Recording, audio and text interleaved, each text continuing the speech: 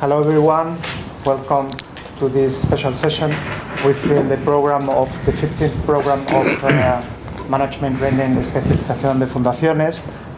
This is we have the privilege of having Richard Marker. He participated in demos just today. Hundreds of people were listening to him, but with limited time. Now the idea here is to develop on what he presented on individual and social benefits of philanthropy and on global trends, but with a smaller group and with more time. More interaction. And more interaction. So feel free to ask any questions you have. And just to say, besides having a global vision, he has a lot of experience in advising founders on successful strategies. So it's very good at decision making, helping people who have to make decisions how to do well that decisions. Very good. I'm pleased to be here. We are gathered today on Giving Tuesday. Now, Giving Tuesday has become a worldwide phenomenon, and I think it's now in Spain. For how long has it been in Spain? For a few years. Yeah. Right, for 4 or 5 years. So it's an international phenomenon, and we're going to come back to that as a phenomenon in a few minutes. But I want to start where the introduction was, because I like to start contextualizing philanthropy in a different way.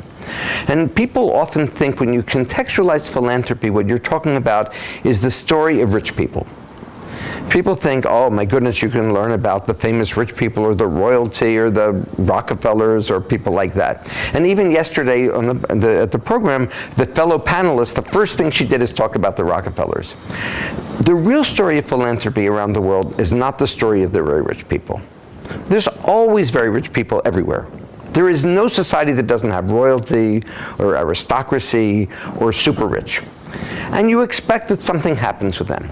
The true story of philanthropy, and the story that's worth talking about, and the story that reflects the values of a society, are what the average person does.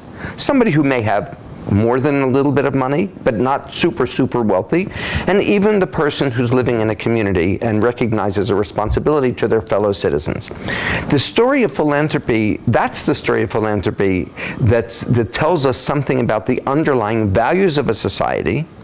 And it also is the story that tells us something about why certain institutions of any society develop as they do.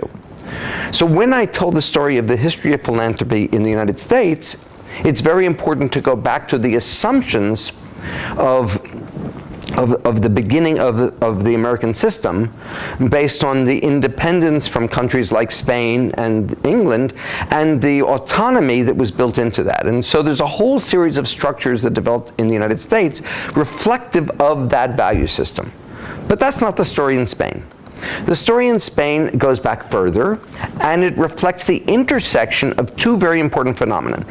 Since I only am going to spend 3 minutes on this is not the same as the entire semester lecture on the history of philanthropy, but it is important to understand that the way philanthropy manifests itself in a place like Spain and in much of industrialized Europe, it's a reflection of the pre-modern era, when typically most of the institutions that provided support for citizens were run by the religious institutions. Caritas in the Catholic Church, that what it's called in Spain, Caritas, certainly internationally that's the term. And for many years, long before the modern era, they provided education, they provided healthcare, maybe they provided hospitals, they provided care for orphans, they provided care for widows. And that was an important way in which people would support charity. They did not depend exclusively on the royalty giving money to it. The average person, when they went to church or when they lived in a community, were supporting it. And so that's a very old tradition, and that's the most simplistic way to tell that tradition. But it's important to really reflect that it's not somehow that philanthropy is a 21st century phenomenon you study about in a class like this, but rather it's something that's built in and indigenous. It's indigenous to every society, and so the core principles that define it are in fact go back as long as you can go, and that's true in every society. If you go to to India, you go to China, you go to anywhere in the world, you're going to find that there's an indigenous or kind of philanthropy that organically developed from the way the society put things together. Because there is no such thing as a society that does not start from caring. The more significant development, however, is the development that emerged out of the post-Napoleonic era. When most of the societies in the world developed a concept of how a society is supposed to be put together, is supposed to be organized, based on a different set of assumptions than the pre-modern era.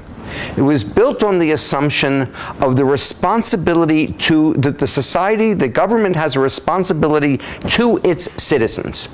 And so therefore, it's not only the right of the citizen to vote, but it's also the responsibility of the society to provide for health care, or to provide for education, or to provide for all sorts of benefits that were not ancillary to people's existence, but rather were essential to a concept of what does it mean to be a part of a society. And that was a transformative kind of development in modernity, quite different than the American system, by the way, and as I say, this is not about the American system, quite different than the American system, but it meant that the total dependence on the institution, let's say, of the church or royalty and nobility to provide for services was replaced by the government taking responsibility for the essential privileges and responsibilities to the citizenry. And so that for much of the modern era, in the post-Napoleonic era, this concept, whatever you think about Napoleon, whatever you think about the history, the politics of it, the concept of a society that emerged out of the Napoleonic vision is what we see in most of the industrialized world, and that responsibility to its citizens. And just to take one comparative example, it's unthinkable in Spain or in France or in Germany that you would be expected to pay 50,000 euros to go to university. But in the United States, it's normal for somebody to go to university to be expected to pay 50,000 euros a year. Right? And that's an example that's illustrative of just one example. So the responsibility to the citizen is crucial. Now, why is that an important starting point for the philanthropy discussion? You could say, okay, it's all taken care of. The government takes care of things. But it doesn't. It never does. The government does not take care of anything. But what it does do is it helps define where there is a need for philanthropy that goes beyond government involvement. And the key part that were we to have more than just this short time together that would be developed over a period of a much longer presentation is to understand that philanthropy is always in relationship to public policy. Private philanthropy, voluntarism, never exists independent of public policy. It doesn't always do so consciously. It's not always with self-awareness, and very often, most of the time, it's not even reflective of the government thinking about it. But invariably, if you look at the way the institutions of philanthropy function within each society, you discover that they exist that way precisely because there is a larger vision, not only of the culture, not only of the history, but also of the laws and the assumptions of how the society is put together. So philanthropy is the role of voluntarism to make the society better, but typically to fill in the gaps of where the government is not funding. And that's an important precondition. And the reason I say that's important is because it's very often when people talk about philanthropy, they begin and end the discussion about the institutions of philanthropy. How do we make the institutions more sustainable? How do we raise more money? How do we, how do we make sure that they're transparent? How do we make sure that there's good governance? But in fact, that's not the story of what philanthropy is about. Philanthropy is about a commitment to having a vision of the larger society. And the vision of the larger society never is independent of the other factors that are going on. And some of those are legal. And typically, they're always in response to what public policy. And when I say public policy, I mean what government funding, government attitudes, government approaches take care of. So the first key point that I want to make, which I think is not typically the way the discussion of philanthropy takes place, I'm not saying it's unique, but I think it's important to think about it, is that when we talk about developments in philanthropy, invariably we will find that they are, until the 21st century, and this is the second point I'm going to make, until the 21st century, they were almost always unintended consequences of public policy. They were unintended consequences. Why do I say unintended? Because until the 21st century, we have very little evidence, and gross generalization. We have very little evidence that people were sitting around when they made public laws and say, you know what, let's have the voluntary sector take care of this question. Let's have private foundations take care of this issue. Generally speaking, the government, however, and government could be royalty, and government can be elected parliaments, and government can be local, but invariably the assumption was governments would take care of decisions based on what they thought was appropriate, and then the voluntary sector would create the institutions to do what the government was not doing. It is only when we get to the 21st century, and this is, given the time we have, this is where I now want to spend most of my time, it's only when we get to the 21st century that we find that there is a purposefulness, that there's a prescriptive understanding of the role of philanthropy in society that's part of discussions in Brussels, and part of the discussion in Washington, and part of the discussions in other parts around the world, in China, in Beijing, where governments themselves say, wait a second, there is this entire voluntary sector of which foundations are a part, public charities are a part, and other institutions are a part, that play a significant role that impacts how we function as governments, and even what our policies are in governments, and therefore we should be attentive to it, because, and I'm going to talk about some of the reasons for that, but it's important to recognize that with very few exceptions, when you look at the development, is this too fast? Yes. Too fast. No, okay. It's okay? Yes, yes. Okay. When you look at the developments before the 21st century, almost always the institutions developed in response to public policy and not in reverse. What happened was that there were a number of developments that took place simultaneously, and I'm going to list them, and each one of them requires much more time than we have, because I also want to make sure we have time for some discussion and questions. But there were several developments that converged that made the discussion of philanthropy and public charities and the social sector part of the self-awareness of governments in various places around the world.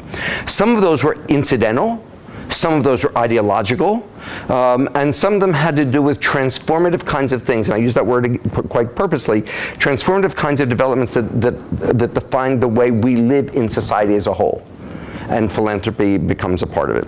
So one of the kinds of things that happened actually is that in the Napoleonic countries, as the demand for social services and education have grown, the economies cannot keep up. It's one thing if you have very few elderly people and say we're going to take care of elderly people. When you have in some countries as many elderly people as there are working, I don't know what the statistics are in Spain, but in some countries, it's very high. And so the entire system was never predicated on having to support the kind of social services that are now required based on previous commitments. Even if you believe fully in those commitments, even if you fully believe that those are appropriate commitments, the economic structure can no longer sustain it in the way in which it had been understood for previous eras. So that, I would say, was something that's neutral. That's not a value base. That's not based on a withdrawal from a commitment to the society, but rather the recognition that the economic structures cannot sustain that. So that's a neutral phenomenon. Another phenomenon that depending on, only time will tell how neutral it is, but the other development is a combination of the radical atomization of society. So what do I mean by that? What I mean by that is that nowadays, in most of the Western world, not only the Western world, but certainly in the Western world, you can sit at home and you can communicate with people without ever seeing them in person. And you can order things that get delivered to your door. And you can take courses online and never have to come to a classroom. That happens, okay? And not just in Madrid. And so that these things happen. So you can live a life because technology allows you to be totally atomized. Okay, so if you're totally atomized, that means that the social systems, which are erode precisely because people are not in social contexts. Right? They're not regularly in social contexts. Even workplaces, you can work from home and never see your colleagues periodically. So when you have the technology which allows this radical atomization, it also means that the built-in structures, the implicit, the social structures that depend on communality, not the formal communality, not where you join something, but where you experience it on a daily basis, erode. Right? And you can have friends, and you can have, look, I have hundreds and hundreds of friends on LinkedIn and Facebook and things like that. And I keep in touch with them this way. But I would say the majority of them I don't see once a year, twice, once every 2 years, some once every 3 years. And so you can say that's a good thing or a bad thing. We can argue that makes some communication possible and reinforces it. But from a social perspective, from a commitment to providing support for society, if you're not a part of it, if you're not a part of it on a regular basis, it erodes your implicit sense of manifest obligation. So that's another development. You can add whatever value you want to that. But the third you have to talk about is, I think, a value. And that is, and this was mentioned yesterday in a couple of settings, and I want to come back to this. The extraordinary erosion in confidence in any of the institutions of society. The deep-seated cynicism, and it's really cynicism, that somehow there is, that the institutions care about you. And even the classic institutions where you can have, and I'm told that Spain is not guilty of this, but in some countries the church has scandals that are embarrassing to the church. Government, You have many too. Okay, but I'm saying that this is not a unique phenomenon. Or cynicism toward the government. Is the government self-serving toward those who are elected, or is it caring about the individual? And the other institutions, and the institutions gradually have eroded, not all for their own fault. I must say that the cynicism that's there, there are many there are books written about it. There are many kinds of causes this erosion, but the question then is, it also leads to an unwillingness to participate in civil society. So these kinds of radical changes have said that it meant that the concept of loyalty is gone. If most of what we understood the social sector to be is a commitment to loyalty, your financial support and those institutions would flow naturally. But today, people feel no loyalty to those institutions, so unless there is perceived to be some benefit, why should you support those institutions? Why should an institution claim your support just because it exists? Right? If you're not using the swimming pool, why should you belong to the community center? If you're not using, or whatever, if you don't, and so that those things have changed. So what's happened is the classic institutions of philanthropic structures around the world, no matter, they look different in Spain, they look different in England, they look different in the United States, but across the board, those changes have changed the structures. So that's an important consideration. Now, what's happened now, and I'm going to switch to Giving Tuesday, and I'm going to talk now about some of the manifestations of this in philanthropy, because it's not all negative, it's just different. In other words, what's important to recognize is that the institutions that defined philanthropy in different ways in the 20th century are largely becoming dated, or perceived to be dated. So today's Giving Tuesday. So everybody knows that Giving Tuesday essentially is a way for people to give online. Now, most people, when they give online, give autonomously. They give, and most people give small amounts of money. And I don't know about you, but I can tell you that starting last week, I would say that 9 out of 10 emails that I got were reminding me that Giving Tuesday was coming. In case somehow I forgot, I was reminded, do you get these same things? Every single organization that I ever heard of, and many I never heard of, decided that they needed to remind me that it was Giving Tuesday, just in case I had forgotten and therefore wanted to send the money, okay? It's not the way I make my decisions, but it's clear that it works for some. They wouldn't do it if they weren't able to raise money. But the delicacy of that kind of giving is that while it's largely democratic, it's not based on big gifts, it's not based on major givers changing those institutions, it runs a very delicate line between anarchy and democracy because it's unmediated. It's unmediated. It assumes that that when you gave to a larger institution, an established institution, they may not have been the most efficient. They may or may not be the most efficient. I'm not saying they're not. They may or may not do the most exciting things. They may or may not be the most innovative. But nevertheless, there is a mediation that somehow gives a legitimacy to it. Today, because of online kind of giving, you have this extraordinary advantage of supporting a school in a community of immigrants, or you can support a small community in Africa, and that's a wonderful kind of thing to do because you feel your own resources are going directly to what you wanted to do. But there's an anarchy to it because it's unmediated, and there's no way necessarily for the average person to be able to judge it. So that so the benefit of having that kind of accessibility of the technology means that more people with fewer means can feel connected to institutions and feel they have the ability to make direct impact. At the same time, we run the risk of the same kind of anarchy of information that we're well aware of in the political world, in the philanthropy world as well.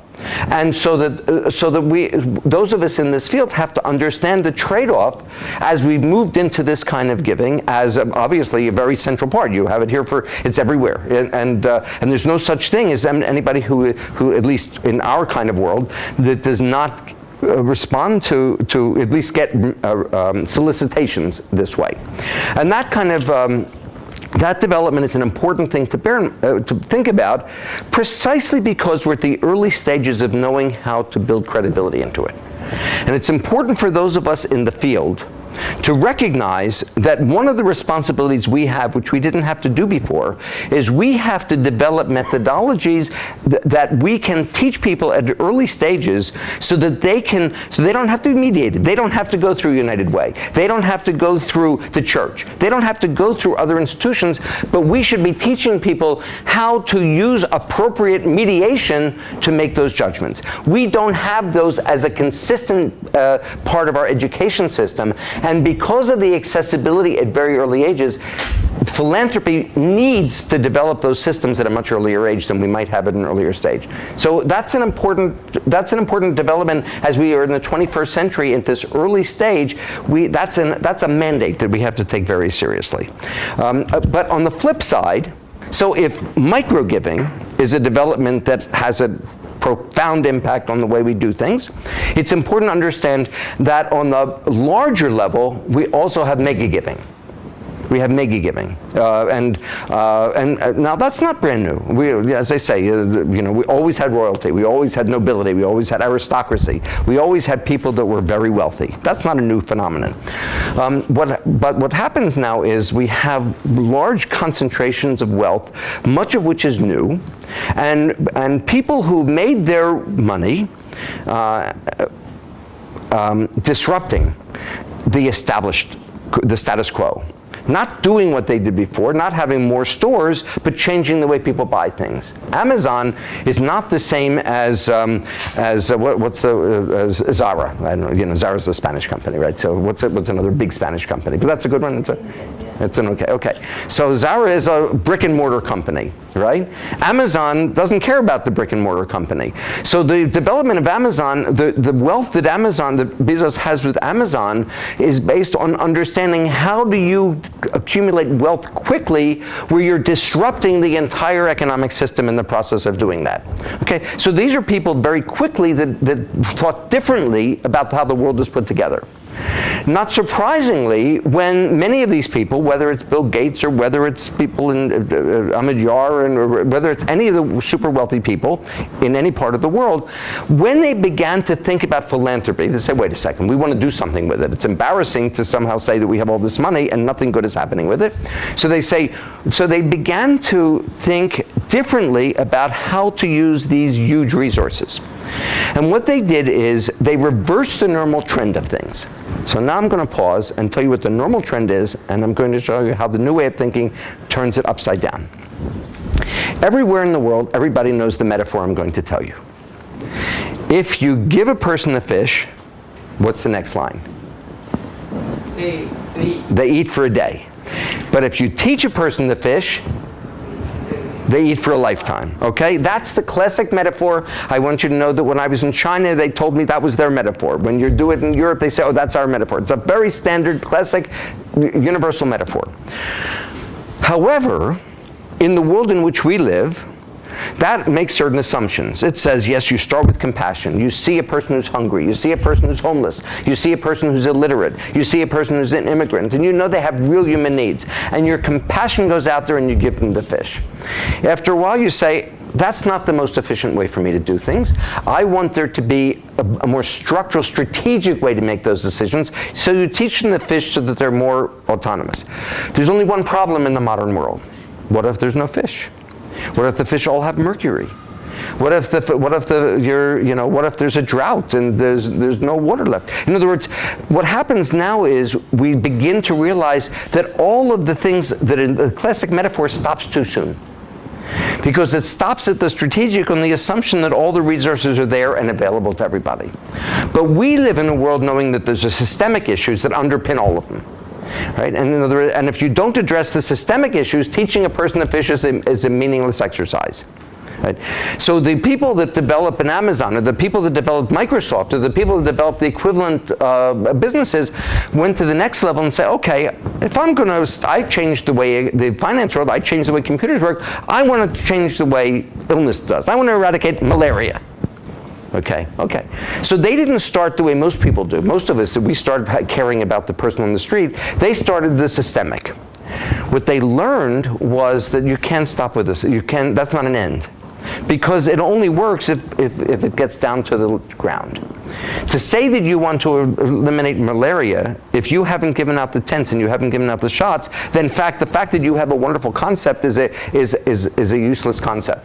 So what we began to see is big philanthropy approaches philanthropy from the reverse way in which classic philanthropy goes about its business. It ultimately, when there's a level of sophistication to it, when there's a level of experience to it, they begin to realize the limitation of thinking only systemically, in much the same way as the traditional model says there's a limitation to think only on the compassion level. But at the end of the day, the sophisticated funders who start from a different disruption mentality ultimately come to the recognition that they have to think about how to implement it. However, what's happened is that when people with these kinds of resources decide to give money, it's intimidating to other people.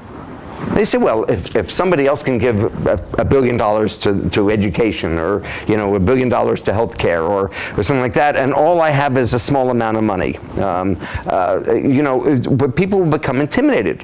That's number one. Number two, not every institution is capable of absorbing a big amount of money. There are many institutions. I'm sure that yesterday at the demos, there were many organizations in the room that said, "Oh my goodness, if somebody gave us $1 billion, we'd be so happy." The fact is that most institutions, as much as they would like to be happy, they couldn't absorb it. They don't have the capability. They don't have this. They don't have the structures to do it. And people who have that kind of money to give know that. It's not that they make decisions we only want to support educational institutions or healthcare institutions, but when they or libraries or big institutions, it's that when they want to give that amount of money away, they realize that you need institutions that can absorb that capacity. So that's another dilemma. So on the one side we have this development of micro giving, and the other side we have this macro giving that are beginning to find things. And what's lost is mid-level giving and mid-level institutions. that don't fit neatly into the innovation of the small giving, and they don't fit, and they're not big enough to be interesting to or attract the larger giving. And that's one of the other dilemmas of the 21st century. A third area that I want to talk about, how am I going to have? Second area, sorry for going back to that. But do you think it's due to climate change, or is just re-atomization that we were speaking about, that has changed? I think it's all of the above. But climate change, look, I have to say, we don't have a lot of time, so I might as well talk about that. No, you know what? No, it's no problem. I'll talk about it now. And it's a very interesting issue. You don't know this, but if my wife Mirla were here, she has a PhD in environmental things. She happens to be a prominent environmental activist. And one of the things she sometimes bemoans is that for all of the recognition among the vast majority of wealthy people and sophisticated people and educated people, only 1% of giving goes to environmental causes. Now, that's, however, but you have to put that in perspective of what was. I'll come to now, not later, and that is the question of what does it mean to make changes in the world. Not every change is perceived to be something that needs to have a philanthropic entity. So there's a lot of investment that for what we would consider to be climate related in impact investing. I was saying that we ourselves I mentioned ourselves just as an example. We decided last year that we wanted to be, not only did we want to be systematic about our philanthropy, which we started doing a good number of years ago, but this past year we decided that we also wanted our own money to be aligned with values in everything that we invested in. And we made a decision to do some impact investing in such a thing as solar fields in Africa, which probably is a for-profit entity, but probably will bring about changes more quickly than any philanthropy would be able to do. So what we're beginning to see is people who are in this world are now seeing that the way to bring about change, and remember what I said about what philanthropy's role is. Philanthropy's role is not to exist just for the sake of existing. Philanthropy's role is to do what's necessary to make the world a better place, to make it more improved. And if it turns out that there's resources that we have as individuals or from foundations or in other vehicles that we can use creatively, effectively to bring about those changes, whether it's in the for-profit sector or the nonprofit sector, that's one of the ways in which the thinking has changed over the last number of years. It's an area where philanthropy has led the way, but it's now become, there are conferences exclusively about impact investing. And the philanthropy is the incidental part of it, because more and more people recognize that if we don't put serious resources into making the world a better place, environment being a classic example of it, then if you wait for philanthropy to work its magic, we don't have enough years left. And it's never going to have the capacity to do so. So many of the funders will look at questions like that, and they may not give to environment, but if you look closely, they're investing very heavily in change mechanisms.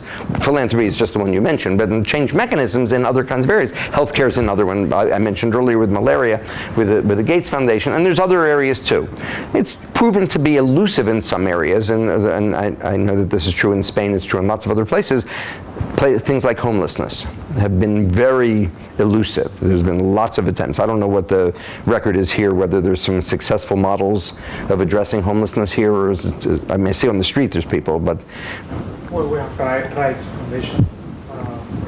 They're innovating, they're trying to give access to property for homeless people. Okay, good. Yeah, but most of the problems that I'm talking about with people that take care of this, they say that it's the mental issue that comes first.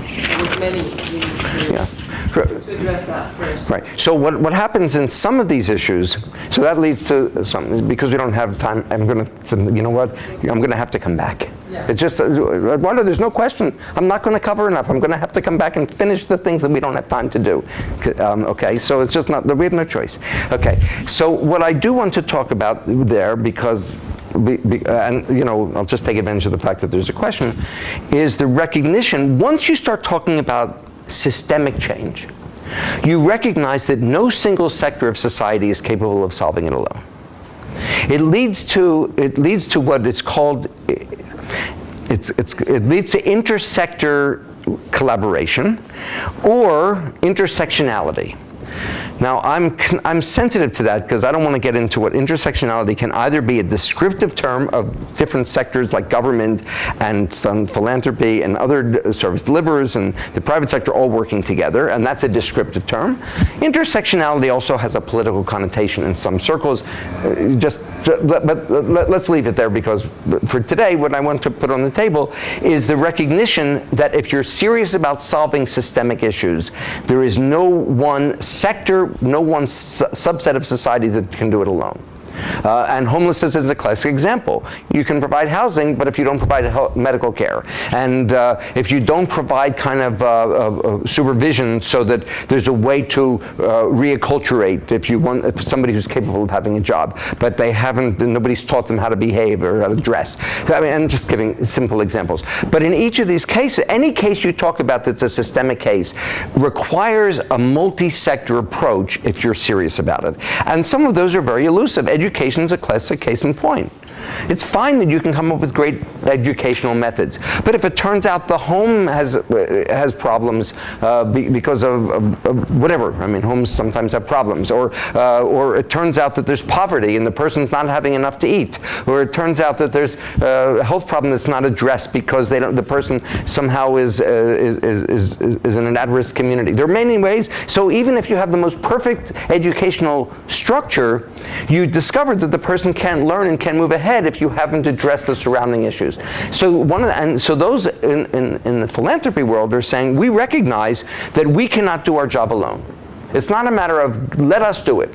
The people that say we can do it alone, I think, are not only naive but counterproductive, because I think that they get in the way of really thinking through about what the potential we have. What is the great potential that philanthropy, especially grant-making philanthropy, has that no other sector has? So whatever we're talking about the challenges, I want to talk about the consistent privilege that comes with that and the dilemma that comes with that. Private giving is largely, in much of the world, certainly in much of the Western world, is something which is autonomous. It's not, there's no vote. If you want to give money away, it's your decision. Now, you may have a board that helps that decision, but ultimately, the government doesn't tell you where you can give in many, not everywhere, but in many countries. You can decide who's going to be working there. You can decide what your priorities are. So one of the wonderful examples of private philanthropy manifests in different ways is the autonomy that allows, so that when there's a need to have, let's say, risk capital, when there's a need to put money on the table to say this is worth taking a chance on, foundations, grant-making foundations are uniquely positioned to take the lead on those kinds of things. Now, foundations together don't come anywhere near what private sector money is about, but private sector money has shareholders, and private sector money has all sorts of other accountability. So foundations play a unique role in convening the intersector kind of responses. I think it's a crucial, indispensable role that philanthropy has in the 21st century when properly utilized, but it's never a role alone. And that's the other recognition that we see another recognition we see in the 21st century. Given the time that we have, I just want to quickly decide if there's any more things that, yes, one more thing I want to talk about. Well, and then just, I know that, and I appreciate that some of you ask questions along the way. One more thing I want to talk about. Another crucial development that we're seeing in our field is the responsibility to behave better. Now, what do I mean by that? I'm not talking about ethical violations or legal violations or scandals. The vast majority of people that want to do philanthropy, whether they're corporations, whether they're individuals, whether they're foundations, they want to do it well. If they're going to give money for public good, they want to do public good with it. So when I talk about behaving better, I'm not talking about a situation where people are purposely using the implicit power that they have because they have money, we have money, that intimidates other people. Rather, the behavior is that it's very often the assumption that, number one, people treat us differently because they perceive we have money. And therefore, they would never want to say, everybody's heard this line, that nobody's ever been as handsome or good-looking or funny or brilliant as they were, except when they had money to give away. And what happens is that role of giving money away changes the relationship. It often means that people feel that they have to second-guess what we want to know. It often means that they don't tell us the full truth because they think that we can't handle the truth. They think that we're not prepared to give them the benefit of the doubt if something was a failure. Or that if something was less than what was hoped for, that somehow we will lose faith in them and stop funding them. So the behavior I'm talking about in philanthropy that we now spend a lot of time in our field is saying, how do we make it safe for the people that are doing the work that we're enabling to give us information that makes us better funders and makes us better able to bring about the success of the institutions that we care about? What good is it if they're so intimidated by us, by the implicit power that we have, that we never get the full story? That we don't know what their frustrations are, that we don't know that they failed even if they tried as hard as they could. Everybody fails at something, and there's nothing wrong with that, because if they're not, let me put it further. If you haven't failed at something, you're not trying hard enough. Okay? And we in the philanthropy world have to make it safe for people to tell us that. The second area that we have to figure out to do is how to incorporate the thinking of people that are of different social or ethnic or gender or racial backgrounds to have an impact in our decision making. There is a phrase that I have not yet heard in Europe, but we hear it in the United States. Now, nothing about us without us. Is there an equivalent expression here yet? There was the old one, like in the illustration ages. But no, I haven't. Okay. But we had a class that they mentioned that. Yeah. So you can't do and implement a program if you don't have into account, you don't have Right. beneficial. Right. And so what role, so it's not a simple question. How transparent you should be, where in the process of information the population should be, that's not a simple answer. But what I'm saying is that in the field, the concept of equity as an underlying mandate of our work requires that we rethink our decision-making processes to make sure that we have not only make it safe for people to tell us things, but we're hearing from the right people. I'm sure in Europe this never happens, but in the United States we still have cases where boards are all old men. You have nothing, and I'm sure Europe has no such example of that. I can show you. Of course, I'm joking. Look, I won't sit on a panel if it's only men. Thank you. I don't, because it's just an important statement. Now, that doesn't mean that's a gender, so there's gender, but what about ethnic background? And what about racial background? And what about age background? Okay? And that's an important kind of thing. It's crucial also, yesterday we heard, those of you that were present at the demos, you heard the person, what was the name of the person who spoke before us from England? Hastings. So Hastings talked about how important it was to listen to involve young people. But he missed the point. Because what he talked about is he was going to teach young people how to be like him. But we live in a different world. The issue is not that somehow that everyone should learn how to be like me. But rather, if I'm going to do my work, I have to learn to be more like young people. I have to be learning from young people if I'm going to be effective at what I do. I hope that I've been around and known something that can I share with you that's worth learning. But if I think I know everything and every young person should do it my way or only do it that way, I'm lost. And I made the question, and what I wanted to know is, because we were talking about trust and erosion of trust, which is so crucial, and that's why we're having more and more extremist type of governments like Trump and like Bolsonaro and Italy and all of those. That's why he was saying we have to involve kids, because my question was like, how do we make them, because they've been born with the right to vote, with gender equality, supposedly, things like that. But we were Spain, for example. We come from our democracy is super young. So I think that we're more like, we vote because we understand that we didn't have that right, so we appreciate it more. But the new generations don't. And my question was like, do we teach it more in school? Do we start saying this in institutions? Are there to... So there's many elements of the question you're asking. I mean, some of them have to do with civic engagement. Yeah. Civic engagement is quite the problem, and I made reference to it earlier. And civic engagement is clearly an issue, especially because there's an erosion of the educational confidence in the educational system, so civic engagement is part of it. But that's not the only thing. The other thing is that I work in the philanthropy world, and I have met people who, and this is some of you work in nonprofit organizations. So I was giving a keynote address to an international board of a very prominent NGO. At this meeting, they were honoring their top young leadership. So I'm just going to give examples of two of the top leadership that were not yet considered to be ready to be on the decision making. One was a 50-year-old retiree. He had made a lot of money in .com or something like that, and he had retired, but he was being honored as a young leader, implicitly not ready to sit at the grown-up table. Another person who was honored was a 48-year-old woman who was the mayor of a city.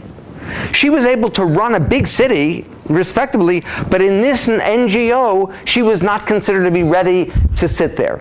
Now, what I'm suggesting is, if we treat people who are not at the same age that we are as somehow not ready to be equal to us, then by definition we alienate them, we disempower them, we disenfranchise them, and it guarantees that there's no way for them to share the values that we have. My view, and I don't remember if I said this yesterday or not, but at the beginning of the 21st, the aughts, as we like to call them, I coined the phrase that those of us over 40 are guests in this century. And why do I say that? Because all of you spend your life looking at this every minute, right? Okay, who doesn't? When I grew up, we didn't have that, right? Nobody in this room is sitting with a computer, but I suspect when you teach, everybody has the computer open. The way in which we live our life is not based on how we lived our life. We are learning from a generation that are technologically natives, okay? In all sorts of ways, we have adopted in our social and economic reality the worldview and the behaviors of people that are younger. Our institutions, if we have to teach civic engagement, we have to take it seriously. There are things to learn. It's not as if nothing counts, but if we don't empower and learn from and figure out what does it mean to take advantage of this time of anarchy, of information, and the time of cynicism, and if we haven't learned what those motivations are, then ultimately all the kind of institutions that we stand for will never exist, and the kind of erosion of civil society is guaranteed. Philanthropy, and I'm going to wind into this because I'm looking at the clock and I know Eduardo's has a hook. What I'm going to say is it goes back to where I started. At the end of the day, philanthropy only makes sense if we're solving the big problems. We're only thinking about what our role is in making the world a better place. And if the world has changed as radically as I'm suggesting, and you're suggesting, and you're looking, and I can look at the way you're nodding, you agree, if we're serious about it, then we absolutely have every right and responsibility to look at the institutions that we care about, and our own personal values, and our own personal family decisions, and on all the kinds of things that are a part of us. But when we look at our field as a whole, we have to step back and say, what is the role that we have to be playing at this time in history? Because the world needs the kind of autonomy, the kind of visioning, the kind of flexibility, and the kind of overview that we bring to the table in this unique role that we have as philanthropy. I think the world needs it, but I also think that not only does the world need it, but if we don't do that, we will become irrelevant as time goes on. So I know that I was supposed to finish exactly at this moment.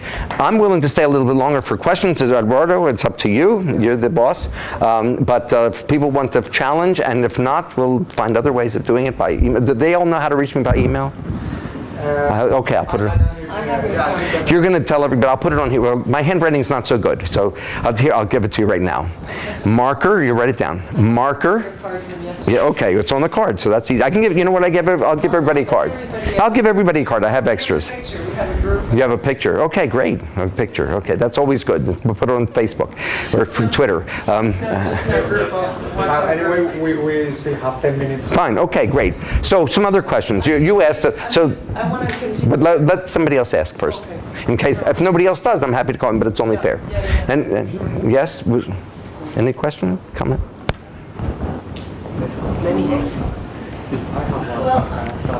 I don't know if I missed the first part, but What is your name? Teresa. Teresa. Okay. And the thing of philanthropy, what I find is sometimes when people are about to give money, they really sometimes don't listen to the profit, what are the objections, the mission. I mean, they already establish what they want from them. That's one thing that I want to discuss about the way sometimes philanthropy works. I mean, they say they want to, it's about helping things happen and change how the way the world works. But many times donors, they Already have their mind made up. yes. Okay, so here's, I hear that. It's an important. I think it should be changed. Okay, so here's a dilemma. With that. There's no question, if you go back a couple of paragraphs when I talked about the power imbalance and the tendency where the funder controls the environment. So one of the things we have to teach funders is to control the environment so that they learn how to hear. But it's also true, and this is where I want to make it not so simple. There are sometimes funders that actually do have a larger perspective than the particular organization. So the challenge is that you're 100% correct. There is no question that there are many funders that are sure they know better than anybody else, and they want to. And it doesn't matter if you tell them that you need money for X; they're only going to give you money for Y, and you can take it or leave it.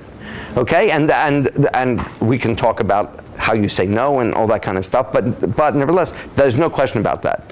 But it's also true that sometimes, especially in large foundations, you have people that are world experts.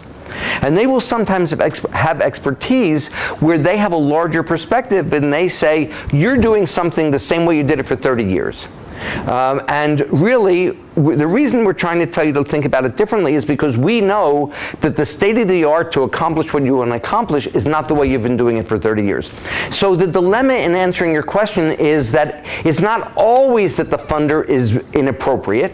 Sometimes the funder is more correct, and sometimes the funder is not more correct. What I have to tell the funder when I'm teaching funders is humility. In other words, it's not, you have to understand, ultimately you make your decision where you're going to give the money, but you have to have the humility to know that you could be wrong. And if you can, and that's part of what I do, I try to teach people how to be good funders. But it's not always that the recipient is right and the funder is wrong. It's how do you get that discussion so that it's the healthy discussion, so that whatever each brings to the table is appropriate. The other thing that has to happen, and this is very hard, it's not easy at all, NGOs sometimes have to learn how to say no. It's very hard. Somebody comes to you with a check or whatever they come with, and they want to give you money for something, and you're struggling, and you're having trouble paying the rent, and you're having trouble paying your salaries, and somebody comes up with something that you know is not right for you, or it's not enough for you to do the job. And the question is, what do you do at that point? Well, I tell funders that they have to make it safe for the nonprofit to say, or the NGO to say no. It's not always easy. It's a risk, because the person can get angry. Well, if you don't want my money, I'll do something else. More often than you may not. I don't want to give a percentage, but sometimes funders have a lot of respect for that, because it shows that you are saying to them, you know what you need to be successful. You're not just asking for money because you want money, but you know that if you give this money, you can never be successful. And you want the funder to be successful. Why would a funder want to give you money to be a failure? And so if you can demonstrate to them, realistically, you're not giving me enough to be successful, it will bring embarrassment to you and it'll make us flawed, that discussion is a remarkable discussion, because you'd be amazed how few NGOs are willing to have it. And funders, and I can give real examples where it's changed behaviors. It's related to what you just said before on the 3-point, like how to make this communication so that the NGOs don't just try to convince all the time and make proper shared knowledge or build a project together. Right. Yeah. Okay, Eduardo. Yeah, so now that you have worked with many people, founders, individual founders, people who are working at boards of many different organizations, and you have seen many different cases.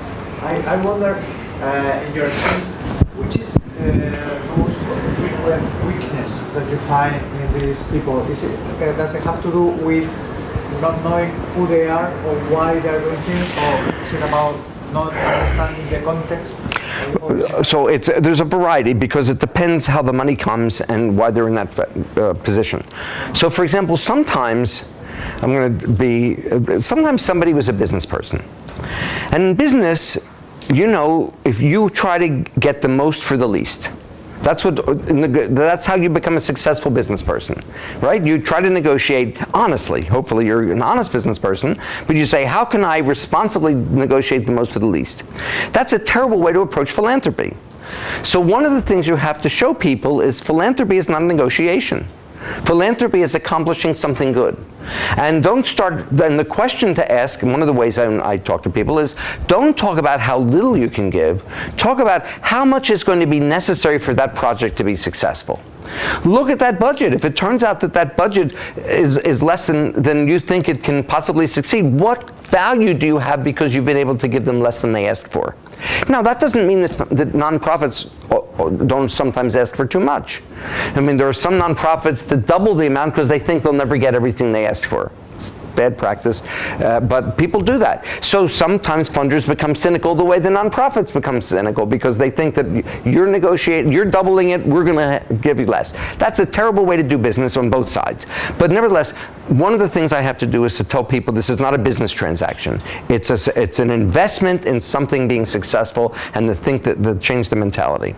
The other thing to bear in mind is that there are often factors that go into the decision that are only incidentally related to philanthropy. And the thing it's important in families. There's dynamics that exist.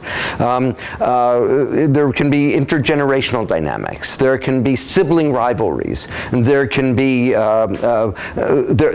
tensions between commitments to institutions versus communities versus a larger issue.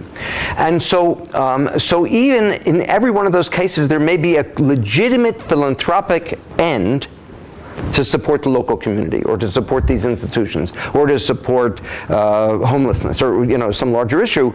The question is not so much how to make the decision between one or the other. That's ultimately what happens. What you have to do is find a way so that the decision is something that emerges as a reflection of the values that they want to convey. What are the styles that they want to have, and what are the values that they want to convey through this kind of giving? That's where the hard work comes for people like me, who are working with people that are doing so. I'll give one example. I think I mentioned this person, although it was by coincidence. I'm mentioning it just yesterday. I was approached by somebody recently, and the people that asked me to approach him didn't realize how much money he had, because he's hidden. And only in places, big cities like New York, can you hide. This person has $100 million. That's a lot of money, right? For me, it's a lot of money. Maybe not for you. Okay. Okay. So it turns out that he had spent his whole life, he's in his 70s, he was very successful in business, obviously. He gave money to charitable purposes over the years, but never enough to call attention to himself. So nobody knew how much money he had. I mean, he gave, it's not as if he never gave anything, but not so much that somebody's, oh my goodness, here's this rich person giving us a big check. He spent we would say under the radar. I don't know what the equivalent expression is here, under the radar. It turned out that when I first started meeting with him, before I met with his wife too, he gave me one list of things. This is what we have to do. I have to give it away in my lifetime. I don't want anything to do. I don't want my kids involved. My kids have bad values. I don't want this. I don't want that. Okay. Then his wife got involved. And she had a different set of issues that they cared about. And they went through some exercises that we had, and they were surprised by each other's answers. Now, they've been married for 45 years. They have a very happy marriage. They have a very successful marriage. But when they sat down to do the exercise, which got at some of the things you're talking about, they were each surprised at some of the things the other person said about philanthropy. Okay? Then it turned out that they... No, it was very amicable. It wasn't hostile at all. It was amicable. They were just surprised because they had never gotten to this discussion. And then the question was, after about the fourth meeting, they decided, well, maybe they should talk to their children after all, right? And if they have $100 million, maybe they shouldn't try to spend it all in the next 5 years. You know, and we developed some guidelines about how to make decisions. So these are moving targets. This is the dynamic process. But you can't start out saying that there's only one right way to the decision, because you have to get at the underlying factors that often have nothing to do with philanthropy itself before you can ever get to the philanthropy question. And by the way, when they finally got to the philanthropy priorities, I love the philanthropy priorities they came up with. They did it for themselves. I didn't do it for them, but they were very thoughtful. They were very caring. There was a lot of, it was something that reflected some shared values that they had, and they really did matter to them where the money was going to go and how they could most effectively use this significant amount of money. It was beautiful to see. They're not finished yet. There's more things that they have to do. But at the beginning, if you had asked me the first day we had the meeting, it was nowhere near that it was after the fifth meeting or so. And that's why the question you're asking is a dynamic question. It's a dialectic question. It's one that has that you have to use devices to get at making sure that people are making decisions in a good way, in the right way, and that are reflective and ultimately bring about the good that they want to accomplish. So that's a little bit of vague answer, I think, to the question you're asking, but I wonder whether they also need help to recognize what values they have. Do they need help, or they already know them? Depends on the people. These people needed help. But I shouldn't say they needed help. They needed help articulating it.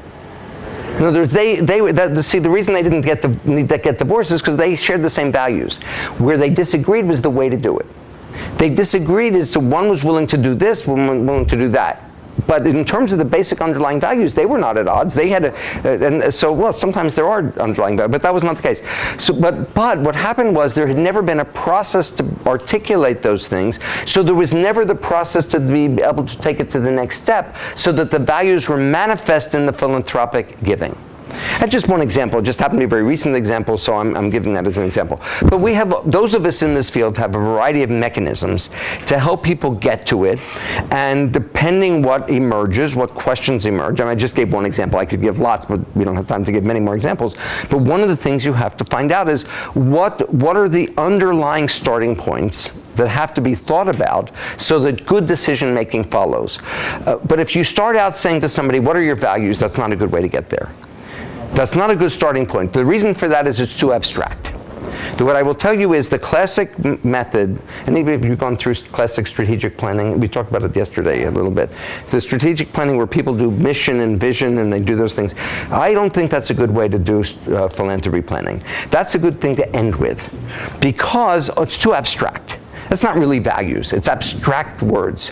What you need to do is get to other kinds of things first. Let the values emerge from the other discussions. How do you feel about certain kinds of things? Which style? Okay, thank you. Sorry. No, it's okay. We're beyond.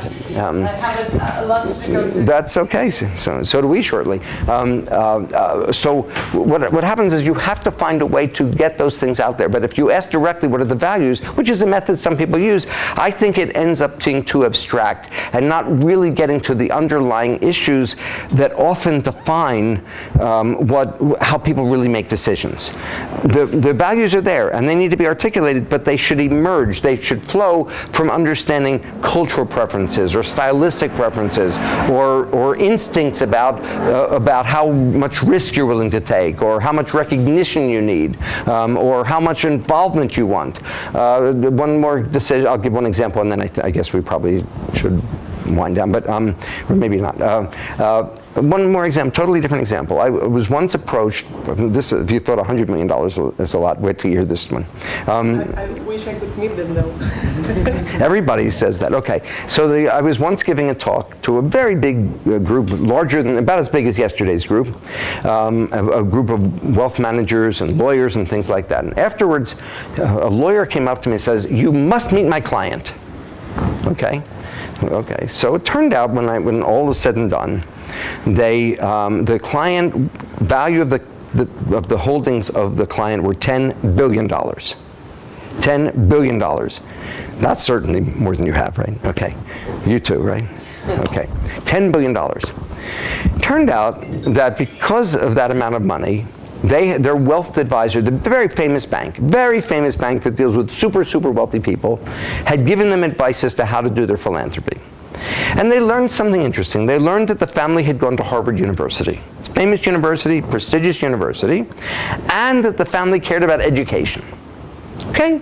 So the person who was advising them put one together here and one together there, and they came up with, we think that we can get you elected to the board of overseers of Harvard University.